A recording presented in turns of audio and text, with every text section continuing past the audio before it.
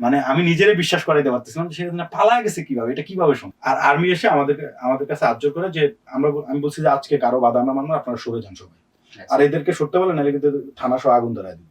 তখন আসলে student ID কার্ডটা ছিল আমাদের জন্য হুমকি স্বরূপ, আর অন্য কোনো আইডি কার্ড থাকলে সেটা ছিল আমাদের জন্য সবচেয়ে সহনশীল বলে, মানে চলার জন্য সবচেয়ে নিরাপদ। মানে আমি তখন আমাদের যে কনফিডেন্স লেভেল যদি 10 থাকে তখন ওটা 100-তে গিয়ে পৌঁছেছি। তো এই ব্যারিকেড ভেঙে কিন্তু সবার আগে বের হই আমি। তো এটি একটা আমার জন্য অন্যরকম অভিজ্ঞতা। এবং আপনার হচ্ছে পিলখানা গণহত্যা, শাপলা গণহত্যা এবং জুলাই গণহত্যা, এই তিনটা গণহত্যার পরে বাংলাদেশে আওয়ামী লীগ নৈতিকভাবে রাজনীতি করার অধিকার হারিয়েছে। আমরা রাজনৈতিক বানান, আমরা জানি যে সবার আগে মামলা খাইলে আমরা খাবো, সবার আগে গুম হইলে আমরা হবো, কিন্তু আমি কিন্তু প্রথম সারিতে থাকতে চেয়েছিলাম, আমরা অনেকেই। তো তখন এই সার্জিস হাসান হাত জোর করে আমাদেরকে বলতো যে ভাই তোমাদের উপরে গোয়েন্দা নজরদারি আছে, আমাদেরকে অলরেডি অ্যালার্ট করে দিচ্ছে তোমাদের ব্যাপারে, তোমরা একটু পিছনে চলে যাও। সবচেয়ে বেশি ভূমিকা তো আমি তাদেরকেই বলবো যারা আত্মত্যাগ করে চলে গিয়েছে, তাদের উপরে তো আর কারো ভূমিকা হয় না। এই গণভোটের আকাঙ্ক্ষা যদি বাস্তবায়ন এই সরকার করতে না পারে, তাহলে এই সরকারকেও কিন্তু মানুষ একটা পর্যায়ে বিদ্যাঙ্গুলি দেখাবে, এবং এই সরকার যখন আবার ক্রাইসিস মোমেন্টে পড়বে তখন কিন্তু কেউ তাদের পাশে থাকবে না। সবাই আমাকে অনেক গালি টালি দেয় কমেন্টে যে আমি অনেক পাকনামি করি ভাই। ইতিহাসের কিছুদিন শুধু ক্যালেন্ডারের পাতায় লেখা থাকে না, সেগুলো লেখা থাকে মানুষের হৃদয়ে ও আত্মত্যাগে। তেমন একটি অধ্যায় 24 জুলাই। জুলাই নিয়ে সোনালী নিউজের বিশেষ আয়োজন স্মৃতিতে জুলাই। এ নিয়ে কথা বলতে সোনালী নিউজের বিশেষ সাক্ষাৎকারে আজকের অতিথি বাংলাদেশ জাতীয় ছাত্র সমাজের আহ্বায়ক সাইফুল ইসলাম। সাইফুল ইসলাম, আপনাকে আমাদের স্টুডিওতে স্বাগত। আপনার শুরুতে আমরা আলোচনায় যাওয়ার আগে জুলাই আপনার কি ধরনের ভূমিকা ছিল, আপনার স্মৃতি এবং কিছু প্রমাণচিত্র দেখে আসি। আমরা চাই না যে প্রশাসন কোনোভাবে শিক্ষার্থীদের উপরে হামলা কিংবা হুমকি দিয়ে ঝাঁপিয়ে পড়ুক।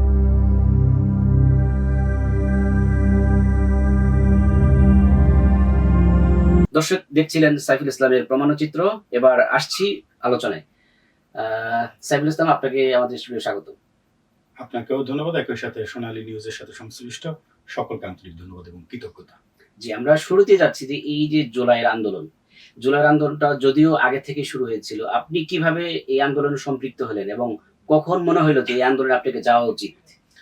না দেখুন, আমরা যারা ছাত্র রাজনীতি করি, তো সুতরাং স্বাভাবিকভাবে দেশের যে সকল শিক্ষার্থী সংশ্লিষ্ট যে কোনো বিষয়ে কিন্তু আমরা অবগত থাকি সবসময়, এবং শিক্ষার্থীদের অধিকার আদায় আমরা সবসময় কিন্তু রাজপথে সোচ্চার ছিলাম। তো হুট করে যখন আসলে যে হাইকোর্টের একটা রায় আসলো এবং শিক্ষার্থীরা সেটিকে বিদ্যাঙ্গুলি জানান, তারপরে প্রথমে কিন্তু 1 জুলাইয়ের আগে কিন্তু একবার ওই রাতে হঠাৎ করে সন্ধ্যার সময় ঢাকা বিশ্ববিদ্যালয়ের সেন্ট্রাল লাইব্রেরির সামনে কিন্তু ছোট একটা প্রতিবাদ হয়েছিল, শুধুমাত্র একটা মিছিল হয়েছিল। তো সেদিন কিছু স্লোগান ধরে সেদিনের মতো শেষ করে দিয়েছিল, জাস্ট একটা মিনি প্রতিবাদ ছিল।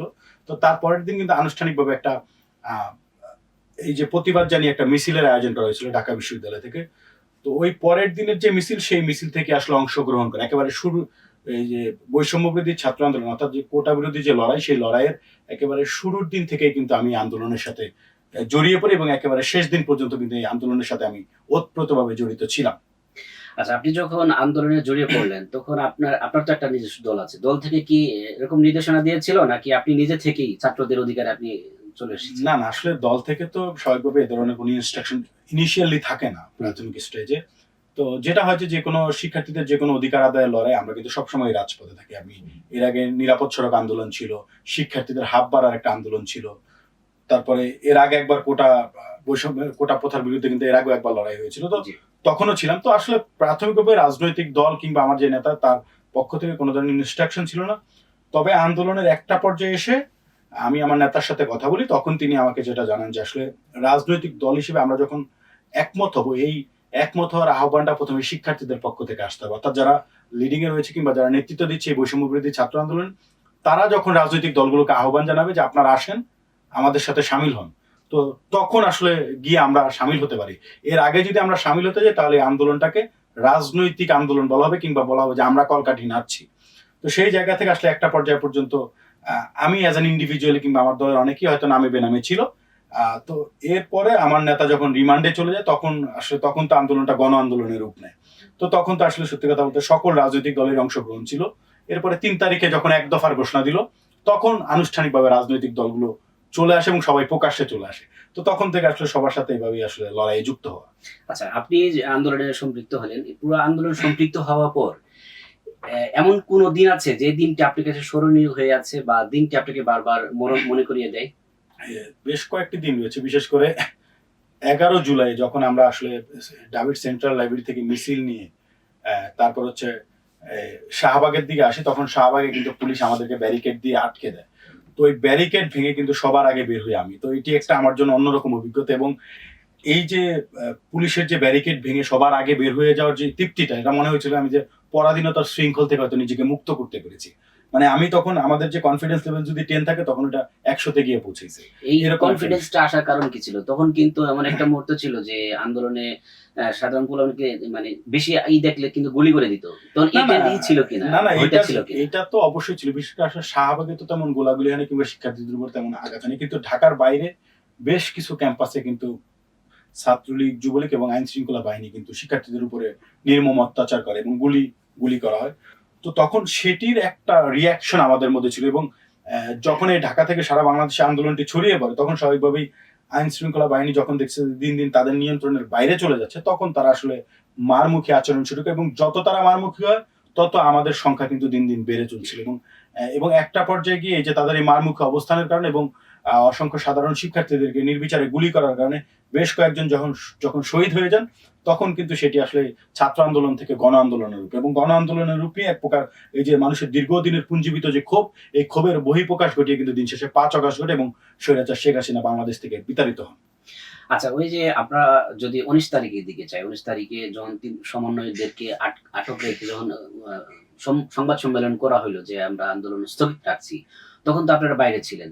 তখন আপনাদের প্রতিক্রিয়া কেমন ছিল? যে এটা তারা স্বেচ্ছায় আন্দোলন দমিয়ে রাখছে নাকি এটা জোরপূর্বক? না, এটা আসলে আমরা যারা দীর্ঘদিন রাজনীতি করি আমরা জানি যে এখানে আসলে প্যাটার্ন গুলা কি, মেকানিজম গুলা কিভাবে ঘটে। তো আমরা জানতাম যে এটা আসলে শিক্ষার্থীদের কোনো বয়ান না, ন্যাচারালি তাদেরকে আটক রেখে এবং তাদেরকে এক প্রকার জিম্বি করে এটির একটা বয়ান তৈরি করার চেষ্টা করা হচ্ছে, এবং তাদেরকে জিম্বি করে একটা নাটক মঞ্চস্থ করা হয়েছে, যেটি তাদেরকে জোরপূর্বকভাবে পাঠ করার জন্য বলা হয়েছে।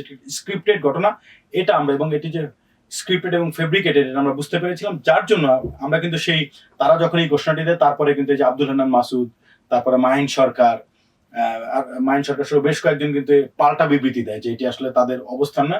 তো এটি আপামর ছাত্র জনতা সবাই কিন্তু বুঝেছিল যে আসলে কি হচ্ছে।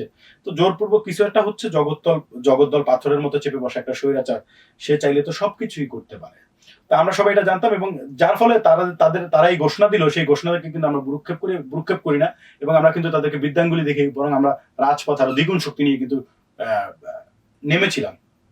তো এই নাম থেকে আমার কিন্তু আরেকটা স্মরণীয় ঘটনা রয়েছে, কারণ আমি প্রতিদিন ঢাকা থেকে আন্দোলন করে একটা পর্যায়ে যখন 18 তারিখের পর থেকে যখন আসলে কারফিউ শুরু হলো, এরপরে যখন পরিস্থিতির আরো বিভিন্ন দিক হলো, তখন আমরা সারাদিন মোবাইল বন্ধ রাখতাম। আমি সকালে ঢাকায় আসতাম, এসে সারাদিন আন্দোলন করে এরপরে সন্ধ্যায় আবার গাজীপুরের পুবাইলে চলে যেতাম, আবার পরের দিন সেখান থেকে ঢাকায় আসতাম। তো এইভাবে আসলে আন্দোলনটা আমরা কন্টিনিউ করেছিলাম। এর কারণ ছিল, কারণ আমার যদি ফোনও ট্র্যাকিং করা হয় যাতে দেখে যে আমি ঢাকায় নাই, সেরকম একটা স্ট্র্যাটেজি ছিল। এরপরে 5 তারিখে যখন সকালে আমি বাসা থেকে বেরোই, তখন আমি স্মার্টফোন ওই দিন বাসায় রেখে আসি, যে আসলে যেহেতু সেকেন্ড কারফিউ এবং সরকার যেহেতু একেবারে এক দফার ঘোষণা দিয়ে দিছে, তো ন্যাচারালি বাসায় সেদিন ফিরতে পারবো কিনা জানি না। সকালে একটা ফেসবুকে স্ট্যাটাস দিয়ে যে যাচ্ছি, যদি ফিরে আসি আবার কথা হবে, এবং সবার কাছ থেকে মাফটাপ চেয়ে নেই, এরকম একটা স্ট্যাটাস দিয়ে কিন্তু বাসা থেকে 8টা সাড়ে 8টার দিকে আমি বের হয়ে যাই। তো বের হয়ে যাওয়ার পরে সেদিন ফোনও রেখে আসি, কারণ আমরা তো তখন আসলে ওই সময় জীবনে কল্পনা করিনি যে শেখ হাসিনা পালিয়ে যাবে। এটা আসলে আমরা কেউই কোনোদিন কল্পনা করতে পারিনি। আপনারা সেই দিনের অভিজ্ঞতা জানতে চাই, 5 আগস্টের ঘটনাটাই সেটি আমি বলছি। তো সকালে যখন আমি বাসা থেকে বের হয়ে যাই, বের হয়ে গিয়ে গাজীপুরের তখন টঙ্গী স্টেশন রোডে আসি। স্টেশন রোডে আসার পরে দেখি যে বাস টাস তো এরকম ছিল না, কয়েকটা অটো রিক্সা চলে, বেশ কিছু শিক্ষার্থী ব্যাগ নিয়ে কিন্তু আমাদের সাথে দেখলাম যে যাচ্ছে। তো আমরা বুঝতে পারছিলাম, আমরা যারা আন্দোলন করে, যে ওরা আন্দোলনেই যাচ্ছে, হয়তো একটা স্ট্র্যাটেজি মেনটেন করে যাচ্ছে। তো ওদের সাথে কথাবার্তা বললাম, জিজ্ঞেস করলাম তোমরা কোথায় যাচ্ছ, বললো যে হাউস বিল্ডিং এ কোচিং এ যাচ্ছি। অ্যাকচুয়ালি হাউস বিল্ডিং এ যাচ্ছেন, ওইখানে টাওয়ারের সামনে সবাই জড়ো হয়, তোর ওইখানে যাচ্ছে আর কি। তো ওদের সাথে ওই পর্যন্ত আসে, হাউস বিল্ডিং এসে দেখলাম যে আর্মি এবং পুলিশের বিশাল ব্যারিকেড আর কি, কাউকে যেতে দেওয়া হচ্ছে না। তো আমরা সেখানে নেমে যাই। নেমে আমি সেখান থেকে খালপাড় নামের একটা জায়গা আছে উত্তর, ওই দিক দিয়ে আপনার হচ্ছে যে দিয়াবাড়ি হয়ে বৃন্দাবন নামের একটা জায়গা আছে, সেইখানে হয়ে আমরা ডিওএইচএস এ পৌঁছাই। কারণ আমার মূল লক্ষ্য ছিল যে শাহবাগে পৌঁছানো, শাহবাগ অথবা শহীদ মিনার। আমাদের তো সেদিন টার্গেট ছিল শহীদ মিনারে পৌঁছাবো আর কি। তো পরে দেখলাম যে আমরা আসলে যেদিকেই যাচ্ছি আসলে খুব কঠিন একটা ভয়াবহ পরিস্থিতি। তো আমি আবার মিরপুর 12-তে আমার এক বড় ভাইকে বলে রেখেছিলাম যে আপনি বাইক নিয়ে রেডি থাকেন, আমরা সেখান থেকে। তো ওনার বাইকটা নিয়ে পরে আমরা সেখান থেকে সায়েন্স ল্যাব মোড় পর্যন্ত যাই। মোড় পর্যন্ত গিয়ে আমি বললাম যে সামনে তো পুলিশের বিশাল ব্যারিকেড বা এখানে প্রচুর তৎপরতা চলতেছে, সেখানে গেলে নিশ্চয়ই আমরা দরকার বাইক নিয়ে যাওয়া দরকার। বাইকটা আমরা এক রিলেটিভের বাসায় রেখে সেখান থেকে আমরা রিক্সা নিয়ে রওনা দিই। তো এর মধ্যে আমি আমার এক ফ্রেন্ডকে আবার হচ্ছে আমার রিলেটিভ বানাই। তো আমি আবার বাটন ফোন নিয়ে আসলাম, ওই দিন 3টা নাম্বার সেভ করছিলাম বাটন ফোনে, যাকে আমি রিলেটিভ বানাই তার নাম্বারটা, আর আমার ওয়াইফের নাম্বার, আর হচ্ছে যে বড় ভাই আমাকে 12 নাম্বার থেকে রিসিভ করবে তার নাম্বার। তো আমি যখন সায়েন্স ল্যাব মোড়ে যাই তখন আমাদেরকে পুলিশ আটকায়। তা আমি বলি যে আমার চাচার পিত্তথলিতে অপারেশন, আজকে ঢাকা মেডিকেলে যাচ্ছি, সেখানে আমাকে ব্লাড দিতে হবে। তো তারা তো আমার সাথে চিল্লাচিল্লি করছে, আপনি জানেন না আজকে। তা আমি বললাম যে আমি তো ব্লাড ডোনারও পাচ্ছি না কোথাও, কেউ রাজি হচ্ছে না আপনাদের এইসব কারণে। পরে আমি তখন ব্যাংকে চাকরি করতাম, ব্যাংকের আইডি কার্ডটা তাদেরকে দেখে যে আমি একজন ব্যাংকার, আমি আন্দোলন আমি হসপিটালে যাচ্ছি অ্যাকচুয়ালি। তো এই তখন একটা পর্যায়ে তারা ছেড়ে দেয়। ছেড়ে দেওয়ার পরে তখন আসলে স্টুডেন্ট আইডি কার্ডটা ছিল আমাদের জন্য হুমকি স্বরূপ, আর অন্য কোনো আইডি কার্ড থাকলে সেটা ছিল আমাদের জন্য সবচেয়ে সহনশীল, মানে চলার জন্য সবচেয়ে নিরাপদ। আমি একদম ইন্টারেক্ট করি যে এই যে আপনি পুলিশের কাছে মিথ্যা কথা বলেন, এরকম আরো কতগুলো মিথ্যা কথা বলছেন? না, স্বাভাবিক এরকম বিভিন্ন স্ট্র্যাটেজি মেনটেন করেই তো আমাকে চলতে হয়েছে, না এটা আসলে কঠিন। কারণ ওই সময় আমরা চেষ্টা করেছিলাম, বিশেষ করে আমরা যারা ছাত্র নেতা রয়েছি লিডিং পর্যায়ে, আমরা যারা ছিলাম, আমরা একটা স্ট্র্যাটেজি মেনটেন করতে হবে যে আমরা জানতাম যে সরকার বা আইন শৃঙ্খলা বাহিনী একটা পর্যায়ে আমাদেরকে ধরে ফেলবে, যতদিন পারি গ্রেফতার এড়িয়ে আমরা যেন আন্দোলনটা কন্টিনিউ করতে পারি। কারণ গ্রেফতার করলে তো আপনি শেষ, দিন শেষে আপনি ভিতরে, আপনি কোনো স্ট্র্যাটেজির মধ্যে নাই। তো এরপরে যখন এই সায়েন্স ল্যাব মোড় পার হয়ে যখন আমরা চাঙ্কারপুর মোড়ে গেলাম, সেখানে দেখলাম 1 থেকে 150 লোকের একটা গ্যাদারিং। আমি দূর থেকে ভাবছিলাম যে এরা ছাত্রলীগ যুবলীগ। তখন ভয় হচ্ছিল যে আমি সামনে যাবো কি যাবো না। এদিকে চাঙ্কারপুর মোড়ে তখন আবার গোলাগুলি চলতেছে সকালবেলা 11টার দিকে। হ্যাঁ, তো পুরো একটা ভয়াবহ পরিস্থিতি, আসলে কোন দিকে যাব বুঝতে পারতেছিলাম না। তো ওই একদম সামনে এগোতে এগোতে দেখি যে তারা আমাদের পক্ষে স্লোগান দিচ্ছে। আমি একটু কনফিডেন্স পেলাম, রিক্সা থেকে লাফ দিয়ে নেমে ওখানে চলে গেলাম। গিয়ে দেখলাম যে পাশেই আবার আর্মির ব্যারিকেড, আর্মি তাদের এই যে সাজোয়াগার যানটা নিয়ে সবকিছু নিয়ে তারা প্রস্তুত আর কি। পরে আমি তাদেরকে গিয়ে বললাম যে দেখেন আমরা এখানে শান্তিপূর্ণ অবস্থান করবো, আমরা এখান থেকে শাহবাগ যাবো, আপনারা আমাদের উপরে মারমুখী হন। পরে আর্মির এক যাকে আমি জিজ্ঞেস করলাম, যাকে আমি বলতে গেছি, সে আমাকে বলছে এত কম লোক দিয়ে হবে।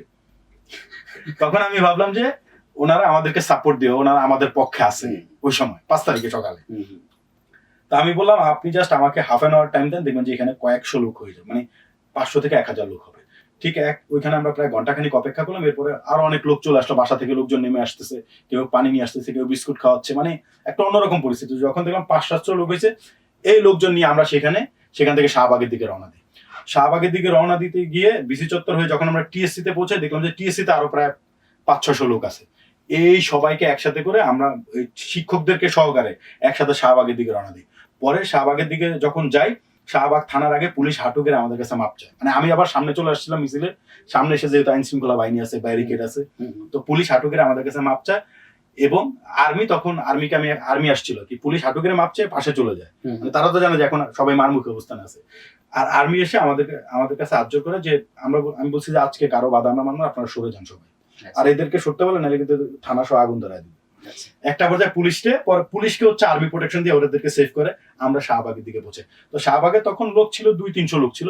আমরা এই বড় মিছিলটা যাওয়ার পরে সেখানে প্রায় 1000-এর উপরে লোক হয়েছে, এবং এরপরে আস্তে আস্তে ওইখানে লোকজন জড়ো হইতে থাকে। একটা পর্যায়ে যখন প্রায় 2টার কাছাকাছি বাজে, তখন আমরা শুনলাম যে রাষ্ট্রপতি ভাষণ দিবে। এর কিছুক্ষণ পরে শুনি যে শেখ হাসিনা পালা গেছে। মানে আমি নিজেরই বিশ্বাস করাইতে পারতেছিলাম যে শেখ হাসিনা পালা গেছে কিভাবে, এটা কিভাবে সম্ভব। কারণ আমাদের একটা স্ট্র্যাটেজি ছিল যে তাকে পদত্যাগ করতে হবে যে কোনো মূল্যে, ক্ষমতাচ্যুত করবো। কিন্তু সে কোনোদিন পালাবে এটা কল্পনা করেনি, এত তাড়াতাড়ি ওই দিনই যে ঘটনাটা ঘটবে এটাও কল্পনা করেনি। আচ্ছা, যদি শেখ হাসিনা না পালাতেন তাহলে কি ঘটতো বঙ্গভবনে? যদি শেখ হাসিনা না পালাতেন, শেখ হাসিনা যদি সেদিন না পালাতেন, তাহলে হয়তো সেদিন পতনটা হতো না। বা আর যদি সেদিন উনি গণভবনে যদি থাকতেন, সেক্ষেত্রে গণভবনে হয়তো তাকে ছিন্ন বিচ্ছিন্ন করে ফেলতো বাংলাদেশের জনগণ। এটা সত্যি কথা। এবং যেভাবে মানুষ চারদিক থেকে আসতেছিল, একটা পর্যায়ে তো ওনাদের কাছে ইন্টেলিজেন্সের খবর ছিল যে কোনোভাবেই জনরোষ এড়ানো যাচ্ছে না, কেউ ট্যাকেল দিতে পারতেছে না। তো ন্যাচারালি তারা এটা বুঝতে পারছে বলে তারা সেফ এক্সিট নিছে। তো আমরা ভেবেছিলাম যেটা যে আসলে এই আন্দোলনটা হয়তো 5 তারিখেই যে শেষ হবে, সমাপ্তি হবে, সেটা আমরা ভাবি না। আমরা হয়তো ভেবেছি যে আরো 15-20 দিন বা 1 মাস সর্বোচ্চ সময় লাগবে, কিন্তু শেখ হাসিনা যাবে এটা আমরা নিশ্চিত হয়ে গেছিলাম। কারণ জনরোষ যে পর্যায়ে চলে আসছে এবং সাধারণ মানুষের যে সম্পৃক্ততা, 3 তারিখে আমরা দেখছি শহীদ মিনারে, এরপরে 4 তারিখে যেভাবে মানুষ মারলো, এরপরে মানুষ কেউ পিছু হতো না। তো ন্যাচারালি আমরা বুঝছি যে হয়তো লাশ আরো বেশি পড়বে। কত সংখ্যায় গিয়ে দাঁড়াবে উই ডোন্ট নো, বাট লাশের সংখ্যা ভারী হবে আরো। কিন্তু শেখ হাসিনাকে মানে ক্ষমতাচ্যুত হতেই হবে, এটা আমরা নিশ্চিত হয়ে গিয়েছিলাম। তো সেটা আসলে অনেক আগে হয়েছে। এটা আমাদের জন্য ভালো যে শহীদের সংখ্যাটা অনেক কমে আসছে, হয়তো গৃহযুদ্ধের দিকে চলে যেত দেশ। আচ্ছা, আপনি যখন জানলেন যে শেখ হাসিনা পালাইছে, তখন আপনি কোথায় ছিলেন? এটা জানার পরে কোথায় পর্যন্ত গেছেন এবং আপনার তখনকার অনুভূতিটা কেমন ছিল? আসলে যখন শুনছি যে শেখ হাসিনা পালাইছে, প্রথমে একটা নিউজ দেখে আমি বিশ্বাস করতে পারি না, আমরা আরো 2-3টা ক্লারিফাই করার জন্য আরো বেশ কয়েকটা নিউজ দেখলাম, পরে সব জায়গায় দেখলাম একই অবস্থা। আর যেহেতু আমার কাছে ফোন ছিল না ওইদিন, পরে আমি সাথে সাথে এক বড় ভাইয়ের কাছ থেকে একটা ফ্ল্যাগ নিলাম, যে ফ্ল্যাগটা আমি বুকে জড়াই আমি একটা ছবি তুলি, যে ভাই আমার এই ছবিটা আমার হোয়াটসঅ্যাপের এই নাম্বারে পাঠা দেন, আমি বাসায় গিয়ে এটা আপলোড দিব। আচ্ছা, তো যেহেতু আমার ফোন তো আমি রেখে আসছি গাজীপুরের পুবেলে, কেউ তো আমাকে ফোনেও পাচ্ছে না, আর কারণ নাম্বার এই ফোন আমার সেভ হয়, জাস্ট সিম্পলি একটা ফোন নিয়ে আসছি সিকিউরিটির জন্য। তো পরে আমি ওইখান থেকে পরে একটা পর্যায়ে বাসায় যাই গাজীপুরের দিকে, এর মধ্যে ওই ছবিটা কি পেয়েছিলেন পরে? হ্যাঁ, পরে ওনাকে সামনে রেখে আমি পাঠিয়েছি, আমি বলছি ভাই এখনই পাঠান, পরে ভুলে সংরক্ষণ যাবেন। আছে? সংরক্ষণ আছে এবং এটা আমার কাছে আচ্ছা, এখন আমরা আছে। দেখবো। হ্যাঁ, তো এরপরে যেটা হয়েছে, আমি বাসায় যেতে যেতে গিয়ে দেখি যে সমন্বয়করা মানে সবাই মিলে একটা ওই যে কি বলে প্রেস ব্রিফিং করবে। এখন সবাই তো আমাকে খুঁজতেছে, আমি এখানে নাই কেন, আমার কাছে তো ফোনই নাই, কারোর সাথে তো যোগাযোগ করতে পারছি। আচ্ছা আচ্ছা, পরে বাসায় গিয়ে আমার পরে সমন্বয়কদের লাইভ টেট, পরের দিন আবার আমরা পরে যখন 8 তারিখে প্রধান উপদেষ্টা ডিক্লেয়ার করা হয়, সেদিন আমি বঙ্গভবনে ছিলাম। তো ন্যাচারালি এরকম অনেক স্মৃতি আছে। তারপরে 5 তারিখের পরও বেশ কিছু কু হয়েছিল, যেমন আপনার হচ্ছে বিচারপতিরা মিলে একটা কু করতে চেয়েছিল, সেখানে আমরা প্রতিরোধ করে তুলি। সেই দিনও কিন্তু আমার আর্মির সাথে কিন্তু এক প্রকার অনেক বার্গেইন হয়। তো সেটাও খুব ভাইরাল ভিডিও, সবাই আমাকে অনেক গালি টালি দেয় কমেন্টে যে আমি অনেক পাকনামি করি ভাই। সে কিন্তু আসলে তখন এই যে তারা যে কু করতে চেয়েছিল, এটা তো ইন জেনারেল মানুষরা জানে না। এই আর আচ্ছা, আপনি এই যে পুরোটা ফাইট করেছেন এবং সম্মুখ সারি যোদ্ধা ছিলেন, মানে একটা পরিবর্তনের জন্য নাকি? নিঃসন্দেহে সে পরিবর্তন কি হয়েছে? না, আক্ষরিক করতে আমরা বৈষম্য বিরোধী ছাত্র আন্দোলনের যে স্পিডটা নিয়ে করেছিলাম বা যে লক্ষ্যে করেছিলাম, সেই লক্ষ্যে আমরা পৌঁছাতে পারিনি, কিংবা সেই আক্ষরিক অর্থে আমাদের সেই লক্ষ্যটি বাস্তবায়িত হয়নি। অর্থাৎ আমরা চেয়েছিলাম যে একটা বৈষম্যহীন সমাজ, যেখানে সকল নাগরিকের সমান সুযোগ সুবিধা থাকবে এবং সবাই নিরাপদে একটা রাষ্ট্রে বসবাস করতে পারবে, এবং একই সাথে নতুন করে যেন কেউ স্বৈরাচার হয়ে উঠতে না পারে। কিন্তু সেই বাংলাদেশটা আমরা পাইনি। তবে এবং ইন্টারিমের কাছে আমাদের অনেক বেশি প্রত্যাশা ছিল, সেই প্রত্যাশাটি তারা পূরণ করতে পারেনি। আমরা ভেবেছিলাম যে তারা তড়িৎ গতি সংস্কার কাজ সম্পন্ন করবেন, কিন্তু আমরা দেখেছি যে তারা তড়িৎ গতির বিপরীতে তারা কচ্ছপের গতিতে এগিয়েছে, এবং তারা এই যে গণঅভ্যুত্থানের স্পিডে যে সরকার হয়ে তাদের যে কণ্ঠস্বর হওয়ার কথা ছিল, তাদের যে বলিষ্ঠ কণ্ঠস্বর হওয়ার কথা ছিল, এবং তারা যে রাষ্ট্রকে একটা বৈপ্লবিক পরিবর্তন দেওয়ার কথা ছিল, সেটি তারা আসলে একেবারেই করতে পারেনি। বরং তারা ব্যর্থতার পরিচয় দিয়ে বাংলাদেশে একটা মব কালচারকে আজীবনের জন্য এস্টাবলিশ করে দিয়ে গিয়েছে। আচ্ছা, আপনি অন্তর্বর্তী সরকার কথা বলছিলেন। বিএনপি সরকার আসার পর জুলাইকে কিভাবে দেখছে এবং তারা কিভাবে মূল্যায়ন করছে?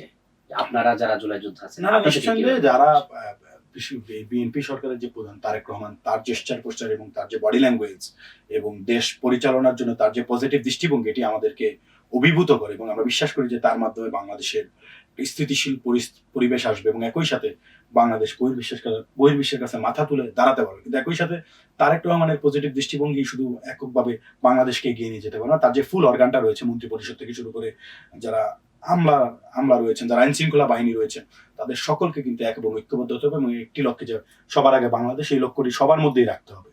এই চিন্তা চেতনা যদি সবাই ধারণ করতে পারে, এবং সবাই যদি একেবারে ওই যে আত্মকেন্দ্রিক না হয়ে, কিংবা যে আত্মকেন্দ্রিক হওয়া কিংবা দলান্ধ না হয়ে যদি রাষ্ট্রের কথা চিন্তা করে, রাষ্ট্রের কল্যাণে সবাই একেবারে পজিটিভলি কাজ করেন, তাহলে আমার মনে হয় একটা যে আমরা সুখী সুন্দর সমৃদ্ধশালী বাংলাদেশের স্বপ্ন আমরা দেখি, এবং একটা স্বাভাবিক বাংলাদেশের স্বপ্ন আমরা দেখি, এবং আমরা যে স্বপ্ন দেখি যে একেবারে প্রান্তিক অঞ্চল থেকে শুরু করে রাজধানী ঢাকার সকল নাগরিক নিরাপদে বসবাস করতে পারবে, সেই বাংলাদেশ যদি আমার মনে হয় যে সকলে মিলে এই বাংলাদেশটাকে গড়তে হবে।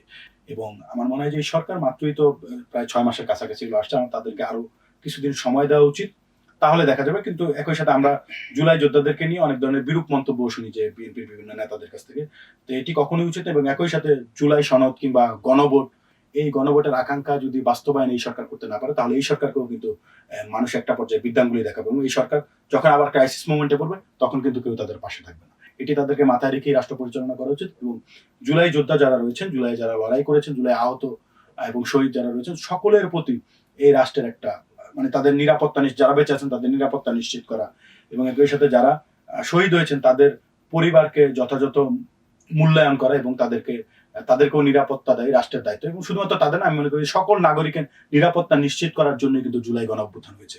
তো সেটি সরকার নিশ্চিত করবে, এবং এই সরকার সেটি নিশ্চিত করতে পারলে আমার মনে হয় যে মানুষ তাদের প্রতি আসলে কোনো ধরনের ক্ষোভের বহিঃপ্রকাশ দেখাবে না। আচ্ছা, আপনি আরেকটা বিষয় জানতে চাচ্ছি, সেটা হচ্ছে এই যে আওয়ামী লীগকে আমরা হটাইলেন আপনারা, হটানোর পরে আওয়ামী লীগ কিন্তু সেখান থেকে শিক্ষা না নিয়ে তারা জুলাইকে বিভিন্নভাবে কটাক্ষ করছে।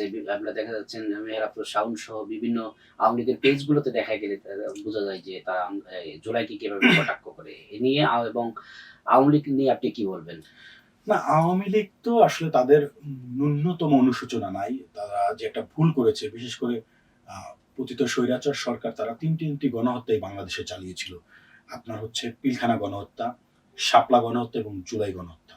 হুম, এই তিনটা গণহত্যার পরে বাংলাদেশে আওয়ামী লীগ নৈতিকভাবে রাজনীতি করার অধিকার হারিয়েছে এবং একই সাথে তাদেরকে বিচারের মুখোমুখি করতে হবে। তারা বিচার প্রক্রিয়া সম্পন্ন হওয়ার পরে এরপরে তারা যদি অনুশোচনা অনুভব করেন এবং একই সাথে যদি জাতির কাছে তারা মাপ চান এবং এদেশের জনগণ যদি মনে করেন তারপরে তারা রাজনীতি করতে পারবে কি পারবে না সেটি নিশ্চয়ই এদেশের জনগণ রায় দিবে। তো সেই জায়গায় আওয়ামী লীগের আমার মনে হয় যে তাদের এই যে নিজেদের অনুশোচনা করা উচিত এবং একই সাথে তারা জাতির কাছে ক্ষমা চাওয়া উচিত তাদের ভুলের কারণে। কারণ অতীতে যেমন জামায়াত ইসলামের ভূমিকা নিয়ে অনেক প্রশ্ন রয়েছে যে জামায়াত ইসলামের ৭১-এর ভূমিকা, তো ন্যাচারালি তারা কিন্তু তারা হয়তো আনুষ্ঠানিকভাবে সেটি ক্লারিফাই না করলে তাদের কিন্তু অনেক নেতৃবৃন্দ কিন্তু সেটির ব্যাপারে ক্লারিফাই, কিন্তু আওয়ামী লীগের এখন পর্যন্ত কোনো নেতা মানে এই যে তাদের ভুলের জন্য ক্ষমা চাওয়া কিংবা সেটির ব্যাপারে কিন্তু, তো এই দম্ভ কিংবা অহংকারই কিন্তু তাদের পতনের কারণ হয়েছিল। এখনো যদি তারা এই দম্ভ কিংবা অহংকার ধরে রাখেন তাহলে তাদের তো পলিটিক্স করার সুযোগ বাংলাদেশে অনেকখানি কমে গিয়েছে। বাকিটুকু নিঃশেষ হয়ে যাবে, যেটুকু আসলে মোমবাতির সমান যে আলোটুকু আছে সেটুকু থাকবে না। আচ্ছা, আপনি তো একবারে লিডিং পর্যায়ে ছিলেন। সেক্ষেত্রে আপনার চোখে মানে জুলাই আন্দোলনের সবচেয়ে ভূমিকা রেখেছে এরকম ৫ জন নেতার নাম যদি আপনি বলতেন। না, আমার সত্যি কথা বলতে যারা প্রথম যে বিশেষ করে ভূমিকা তো আসলে দেশের আপামর ছাত্র জনতা সকলেরই আছে এবং অনেকের ভূমিকা আছে যারা আন্দোলনের পরে যাদেরকে আমরা কোথাও দেখিনি, যারা শুধু একটা প্রেক্ষাপটে আসছে, আন্দোলন করছে, তারা ঘরে ফিরে গিয়েছে। কিন্তু অনেকে ৫ তারিখের পরে অনেকে ক্রেডিট বাজি, মাস্টার মাইন্ড, এটা সেটা নানানভাবে এই আন্দোলনকে মানে নিজেদের পকেটে নেওয়ার জন্য বিভিন্ন ধরনের অপচেষ্টা আমরা দেখেছি। তো সেই জায়গা থেকে আসলে এটা বলা কঠিন, কারণ এই যে যারা সবচেয়ে বেশি ভূমিকা তো আমি তাদেরকেই বলবো যারা আত্মত্যাগ করে চলে গিয়েছে, তাদের উপরে তো আর কারো ভূমিকা হয় না, মানে যারা চলে গেছে। এখন এরপরে যারা আন্দোলনের নেতৃত্ব দিয়েছিল বিভিন্ন জায়গায়, তাদের মধ্যে নাহিদ ইসলামের ভূমিকা তো অবশ্যই অনেক বেশি। নাহিদ ইসলাম অনেক স্ট্র্যাটেজি মেনটেন করেছে এবং তাকে ডিবি অনেক টর্চারও করেছে, তো তার ভূমিকা অনেক বেশি। এবং একই সাথে আসিফেরও অনেক ভূমিকা আছে। তারপরে যেমন আক্তার ভাই দীর্ঘদিন জেলে ছিল, হয়তো অনেক আগেই গ্রেফতার হয়েছে, কিন্তু তার আগে তারও ভূমিকা আছে। আক্তার ভাইয়ের সাথে আমার কথা হইতো, যেমন যেদিন ঢাকা মেডিকেলে ঢুকে পর্যন্ত ছাত্রলীগ যুবলীগ হামলা চালিয়েছিল, যে যারা আহত ছিল, মানে প্রথমে ক্যাম্পাসে হামলা, পরে যখন হসপিটাল হামলা, তখন আক্তার ভাইয়ের সাথে কিন্তু এটি নিয়ে আমার কথা হচ্ছিল। আমি তখন ঢাকা মেডিকেল নিয়ে জিজ্ঞেস করতেছিল যে লাস্ট আপডেট কি অবস্থা। এরপরে আসিফের সাথে আমার প্রথম দিকে কমিউনিকেশন ছিল যে কোথায় কি, বিশেষ করে ৭ কলেজের বিভিন্ন শিক্ষার্থীরা তিতুমির কলেজ বা অন্যান্য কলেজের শিক্ষার্থীদেরকে কানেক্ট করার ব্যাপারে। তো একটা পর্যায়ে তো আসলে কারোই ফোন ছিল না, নর্মাল যে নাম্বারগুলো আমরা ব্যবহার করতাম কেউই আর সেই নাম্বারে আমরা ছিলাম না। তো ন্যাচারালি তখন অনেক কঠিন হয়ে গিয়েছিল। তো তখন হয়তো ওদের কাছাকাছি যারা ছিল তারা, যেহেতু আমরা আবার রাজনৈতিক দলের সাথে আছি, তো সেক্ষেত্রে সবকিছু মিলিয়ে আসলে বলা কঠিন। আমি যদি 5 জনের নাম সিরিয়ালি বলি তাহলে নাহিদ ভাইয়ের ভূমিকা আছে, আক্তার ভাইয়ের ভূমিকা আছে, আসিফের ভূমিকা আছে,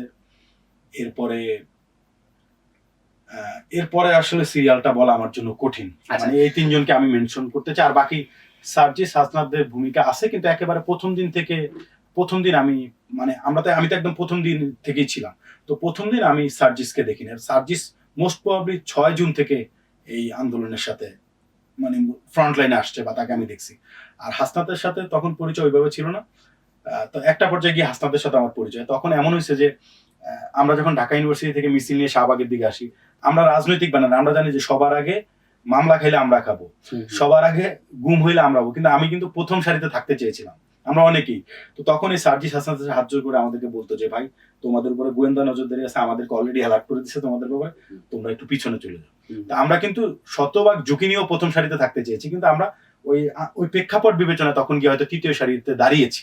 তো এরকম আসলে আজকের দিনে হয়তো আমার প্ল্যাটফর্ম হতে স্ট্রং না, কিংবা আমরা হয়তো বড় রাজনৈতিক দলের না, কিংবা 5 তারিখের পরে আমি হয়তো গিয়ে এনসিপিতে ঝাঁপিয়ে পড়ি না বা এনসিপির সাথে নাই থাকলে হয়তো আজকে ওদেরকে যেভাবে রাষ্ট্র চিনে হয়তো আমাদেরকেও চিনত, কিংবা আমাদের মূল্যায়নও কোনোভাবে কম হতো না, কিংবা আমাদের কন্ট্রিবিউশন আসলে জুলাই আন্দোলনে কোনো অংশে কম ছিল না। আচ্ছা, অনেক সময় ছিল যখন বিশেষ করে যেমন 3 তারিখে হাসনাতরা কিন্তু অনেক পরে আসছে, আসিফরা অনেক পরে আসছে, তো আমরা কিন্তু 3 তারিখে একেবারে প্রথম থেকেই ছিলাম, মানে শুরুর দিকে 3 তারিখে যে শহীদ মিনারে। এরপরে 4 তারিখ ওদেরকে আমরা কোথাও দেখি নাই সেভাবে। তো 4 তারিখে কিন্তু আমি নিজে শাহবাগে ছিলাম। তো তখন তো আমরা ঝুঁকি নিয়েছিলাম। তো ওরা হয়তো স্ট্র্যাটেজি সাজানোর ক্ষেত্রে প্রথম দিকে অনেক ভূমিকা রাখছে, কিংবা আন্দোলনকে একটা পর্যায়ে নিয়ে আসার জন্য ভূমিকা রাখছে, কিন্তু শেষের দিকে আসলে তারা কিন্তু নিজেদের সেফ এক্সিট নিজেদের মতো করে ছিল। তো দিন শেষে আবার 5 তারিখের পরে যখন সফল হওয়ার পরে তারা আবার ফ্রন্ট লাইনে চলে গেছে। আচ্ছা, আমরা শেষ করার আগে আপনার দল এবং ছাত্র রাজনীতি ভবিষ্যৎ নিয়ে একটু জানতে চাই। না দেখুন, আসলে সত্যি কথা বলতে বাংলাদেশে তো বড় যে রাজনৈতিক দলগুলো রয়েছে তারা, তাদের যে ছাত্র সংগঠনগুলো রয়েছে তারা আমাদের চেয়ে সংখ্যাগরিষ্ঠ, এবং তাদের অ্যাক্টিভিটি সবকিছু মিলে তারা, এবং তাদের অনেক স্পন্সরশিপও রয়েছে ন্যাচারালি, যেটা হয়। কিন্তু আমরা আসলে তাদের মতো অত বড় না, কিন্তু আমরা বাংলাদেশে অ্যাক্টিভ রাজনীতির পাশাপাশি যে প্যাসিভ রাজনীতিটা করা যায় এবং সুস্থ ধারার মাধ্যমে যে একটা রাজনীতি করা যেতে পারে, এবং ছাত্র রাজনীতিতে সত্যি কথা বলতে একেবারে যে রাজপথমুখী হতে হবে, নট নেসেসারি যে মারমুখী হতে হবে, মাদার সংগঠনের ম্যান্ডেটই বাস্তবায়ন করতে হবে, এই জায়গাগুলো থেকে আমরা আসলে একটু বেরিয়ে আসতে চাই। এবং আমার কথা হচ্ছে, কেউ যদি অ্যাক্টিভলি রাজনীতি করতে না চায়, যদি কেউ প্যাসিভলি রাজনীতি করতে চায়, তাকে সেই সুযোগটা দেওয়া উচিত, সেটা আমরা দিচ্ছি। এবং একই সাথে কেউ মনে করা হয়তো যে রাজপথে সে মিছিল মিটিং করার জন্য ইন্টারেস্টেড না, বাট সে পলিসি দিতে চায়, তো এই জায়গাগুলো নিয়ে আমরা কাজ করছি। এবং আমরা চেষ্টা করছি যে আসলে সারা বাংলাদেশ নিয়ে ইমিডিয়েটলি আমরা কাজ করছি না, আমরা ঢাকার মধ্যে নিজেদের অবস্থানটা স্ট্রং করতে যাচ্ছি। কারণ ঢাকায় আপনি রাজু ভাস্কর্যের সামনে 10 জন ছেলে গিয়ে একটা ইস্যুতে কথা বললে আপনি দেখেন যে সকল ন্যাশনাল মিডিয়া থেকে শুরু করে সবাই সেটাকে ফোকাস করে, কিন্তু আপনি আমার ভোলাতে যদি 1000 লোকও দাঁড়ায়, নো ওয়ান কেয়ারস। সো যুগের সাথে তাল মিলিয়ে, সময়ের সাথে তাল মিলিয়ে আমরা স্ট্র্যাটেজিক্যালি চেষ্টা করছি যে মহানগরে নিজেদের অবস্থানটা শক্তিশালী করে, তারপরে যখন ইম্প্যাক্টটা যখন এখানে ভালো হবে, তখন ন্যাচারালি এটার ইম্প্যাক্ট সারা বাংলাদেশে পড়বে। এভাবে আমরা নিজেরা চেষ্টা করতেছি। এবং একই সাথে আমার যে নেতা, তার বলিষ্ঠ কণ্ঠস্বর রয়েছে, এবং তিনি দুর্নীতি থেকে শুরু করে নানান বিষয়ে কিন্তু সবসময় জোরালো ভূমিকা রাখেন। তো সেটি তার ব্যক্তিগত ইয়ে, কিন্তু আমরা চাচ্ছি যে দলীয়ভাবে নিজেদেরকে কিভাবে আরো ভালোভাবে বা ভালো জায়গায় নিয়ে যায় সেটি চেষ্টা করছি আর কি। আচ্ছা, আমরা সর্বশেষ একটু জানতে চাই, সেটা হচ্ছে জুলাই নিয়ে রাজনৈতিক দল ও বর্তমান সরকারের উদ্দেশ্যে কি বলতে চান? না, জুলাই নিয়ে এই সরকার যেন কোনো ধরনের তালবাহানা না করে, এবং জুলাইয়ের যে আকাঙ্ক্ষা, বিশেষ করে গণভোট কিংবা জুলাই সনদ, এগুলো যেন এই সরকার স্বাভাবিক প্রক্রিয়া যেন বাস্তবায়ন করে, এবং এটি নিয়ে যেন কোনো ধরনের কালক্ষেপণ না হয়, এটি সরকারের প্রতি আহ্বান থাকবে। আর যদি কোনো ক্রমে জুলাই নিয়ে সরকার তালবাহানা করে, কিংবা জুলাই যোদ্ধা যারা রয়েছে তাদেরকে অবমূল্যায়ন করার অপচেষ্টা করা হয়, তাহলে লং রানে এই সরকারের জন্য টিকে থাকা অনেক কঠিন হয়ে যাবে, এবং বাংলাদেশের মানুষ স্বাভাবিকভাবেই এই সরকার থেকে মুখ ফিরিয়ে নেবে। ঠিক আছে, শুনছিলেন স্মৃতিতে জুলাই। আজকে এই পর্যন্তই। এতক্ষণ আমাদের সঙ্গে থাকার জন্য সবাইকে ধন্যবাদ জানাচ্ছি। আমাদের মেনুলার পক্ষ থেকে ছোট্ট একটি gift. Thank you so much, thank you Manula. আমরা ম্যানুলার সাথে আছি এবং তাদের উত্তরোত্তর সফলতা কামনা করছি। ধন্যবাদ আপনাকে।